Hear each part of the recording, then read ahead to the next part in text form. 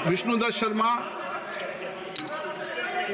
आप बैठ जाइए। विष्णुदत्त शर्मा। माननीय अध्यक्ष महोदय, मैं आपका हृदय से आभार करता हूं कि आपने मुझे बजट 2024 के इस सदन में बोलने का अवसर दिया है। आज पूरा देश गौरवान्वित है कि भारत के संसदीय लोकतंत्र में लगातार तीसरी बार भारत के प्रधानमंत्री के तौर पर किसी ने शपथ ली तो भारत के प्रधानमंत्री नरेंद्र मोदी जी ने इस देश के अंदर शपथ ली है। मैं इस सदी के राष्ट्र नायक प्रधानमंत्री नरेंद्र मोदी जी को और हमारी वित्त मंत्री श्रीमती निर्मला सीतारमण जी को इस अभूतपूर्व ऐतिहासिक बजट के लिए हार्दिक बधाई और उन्हें धन्यवाद देता हूं। ये जो बजट प्रस्तुत हुआ है माननीय अध्यक्ष जी, ये विकसित भारत के 2047 के विकसित भारत के संकल्प को पूरा करने का बजट है। अब ये बात अलग है कि मैं अभी इस सदन का माहौल देख रहा था और मुझे उसके बाद बोलने का अवसर मिला है कि देश का विपक्ष केवल नकारात्मक झूठ और छल कपट की राजनीति इस देश के अंदर करना चाहता है। ये दुर्भाग्य है इस देश का कि इस प्रकार का विपक्ष आज इस भूमिका में सदन के अंदर वो लगातार इस भूमिका को प्रस्तुत कर रहे हैं। माननीय अध्यक्ष जी, यह बजट ओवैसी जी को जब वो बोल रहे थे तो वो कह रहे थे कि 17 करोड़ मुसलमानों को इस बजट के अंदर कोई अवसर नहीं मिला है। मैं आज कहना चाहता हूं कि भारत के अंदर माननीय प्रधानमंत्री मोदी जी ने, हमारी वित्त मंत्री जी ने 10 वर्षों के अंदर सबका साथ, सबका विकास और सबके विश्वास पर जो काम इस भारत के अंदर किया है वो भारत के प्रधानमंत्री मोदी जी ने किया है।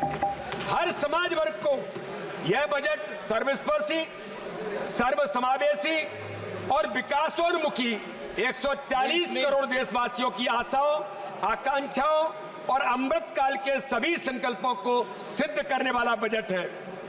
आम बजट 2024-25 विकसित भारत और आत्मनिर्भर भारत के निर्माण का आर्थिक दस्तावेज इस बजट के माध्यम से माननीय प्रधानमंत्री के नेतृत्व में प्रस्तुत हुआ है।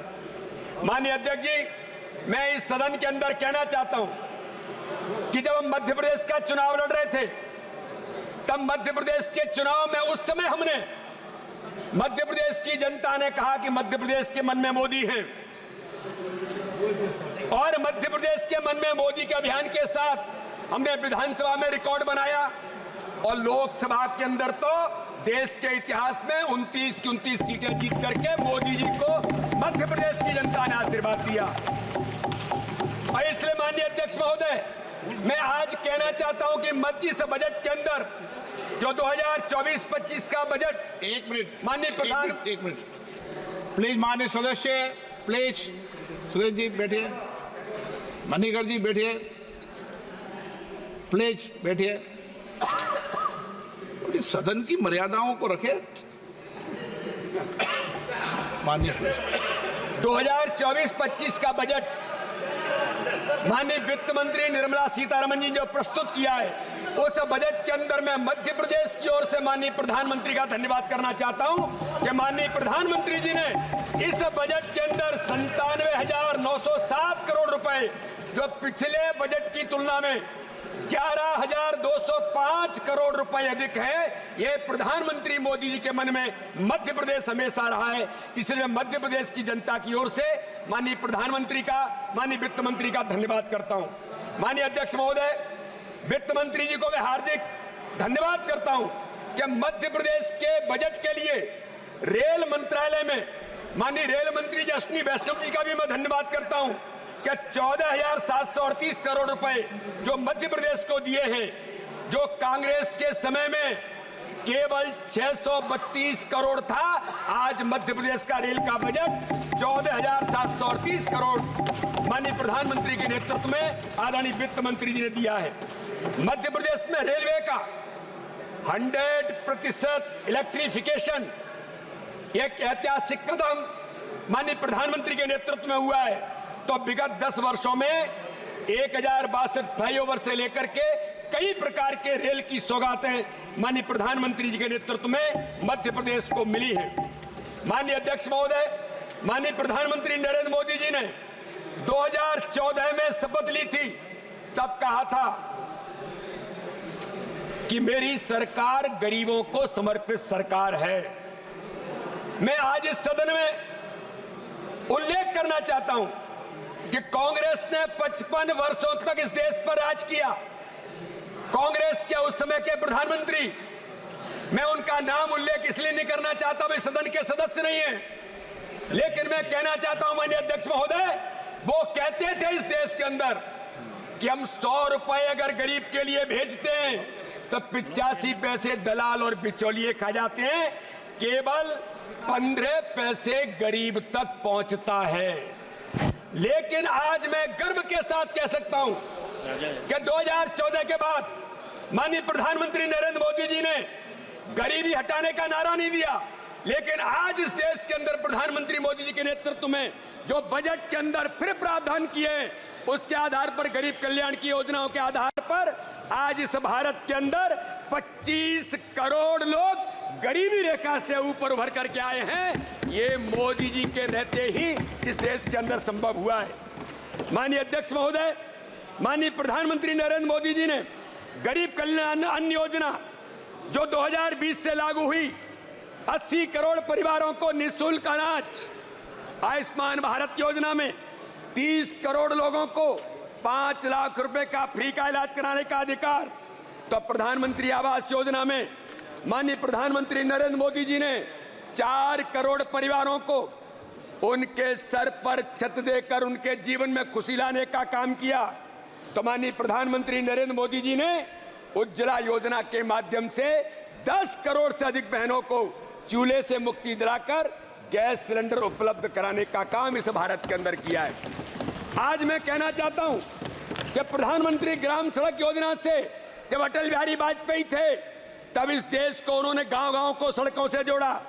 तो आज माननीय प्रधानमंत्री नरेंद्र मोदी जी ने इस देश के अंदर एक एक गांव को सड़कों से जोड़कर इस बजट के अंदर जो प्रावधान किया है, मैं आज आपको कहना चाहता हूं कि 25,000 ग्रामीण बस्तियों में कोई बस्ती अगर बची है जो जिसकी रोड कनेक्टिविटी नहीं है, आज इस बजट के अंदर मैं प्रधानमंत्री का धन्यवाद करता हूं और माननीय वित्त मंत्री जी का कि उन बस्तियों से संपर्क की योजना में 25,000 सड़कों गांव तक और गांव की बस्तियों तक उन सड़कों के निर्माण का महत्वपूर्ण इस बजट के अंदर योगदान देश के अंदर माननीय प्रधानमंत्री के नेतृत्व में हुआ है।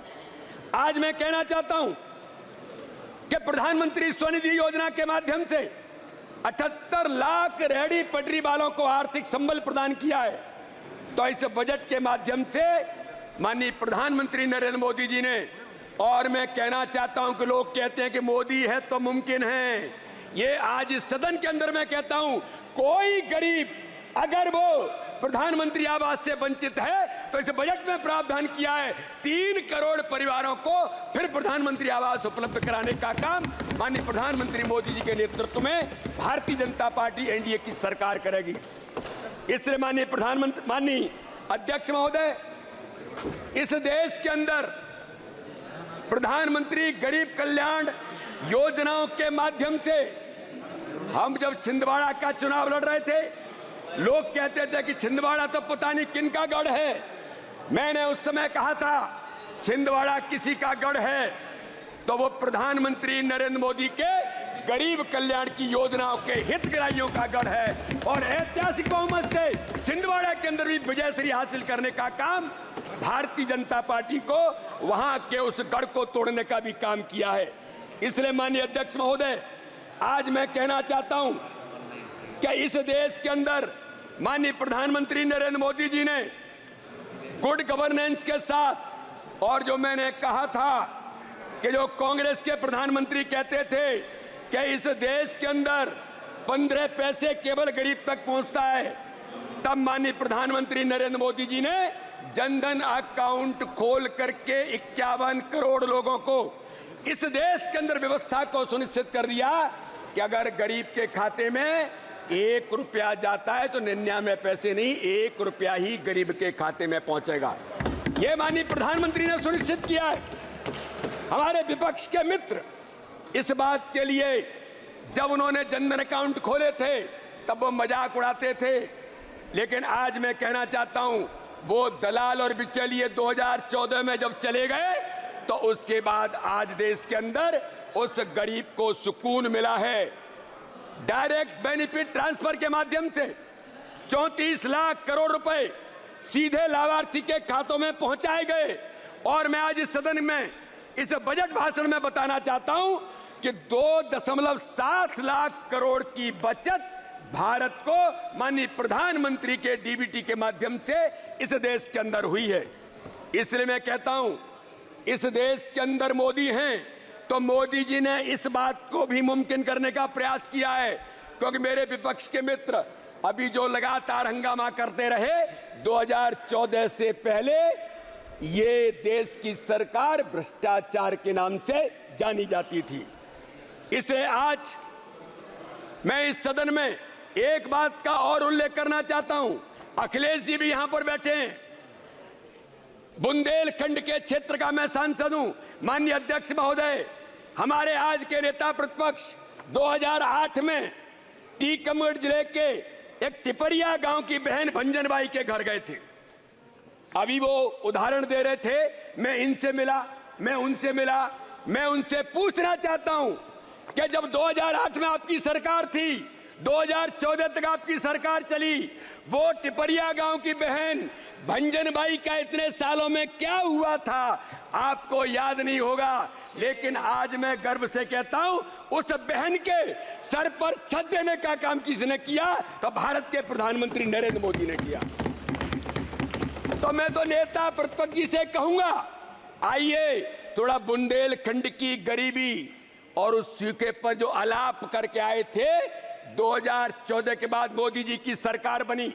मोदी जी की सरकार ने बुंदेलखंड के लिए जो देने का काम किया है, मैं इस बजट के अंदर माननीय प्रधानमंत्री जी का, माननीय वित्त मंत्री का अभिनंदन करता हूं। अटल जी के वो सपना पूरा करने का काम माननीय प्रधानमंत्री ने किया है।